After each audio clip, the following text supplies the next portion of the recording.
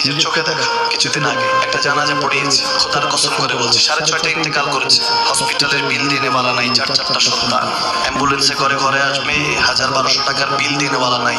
কি বুঝলেন? ক্ষণস্থায়ী দুনিয়া। মুমিনের কম থাকলেও আমি বলি, কেউ যদি এসে বলে হুজুর একটু দোয়া করেন, খুব পেরেশানিতে আছি, আমি তার হাত চুমু খেয়ে বলি তোমাকে মোবারকবাদ, আল্লাহ তোমাকে ভালোবাসে। পেরেশানি তো মালিক দেয়, এই জন্য এটা রহমত মুমিনের জন্য। পেরেশানি দেয় যখন ফেরেশতারা বলে আল্লাহ চাইতেছে টাকা পয়সা চাইতেছে, বলে এটা কি? বলে ফাসিক, দে বিদায় কর। তার চাওয়া চাই, বিরক্ত লাগে, বিদায় কর, কি লাগে দে।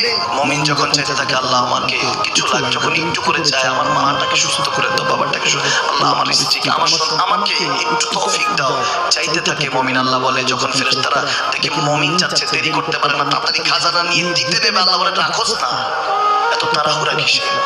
তার চাওয়ার মধ্যে তো প্রেম আছে, একটু চাইতে দেস না। থাকুক না মুমিন আর একটু পেরেশান, থাকুক না, থাকতে দেস না।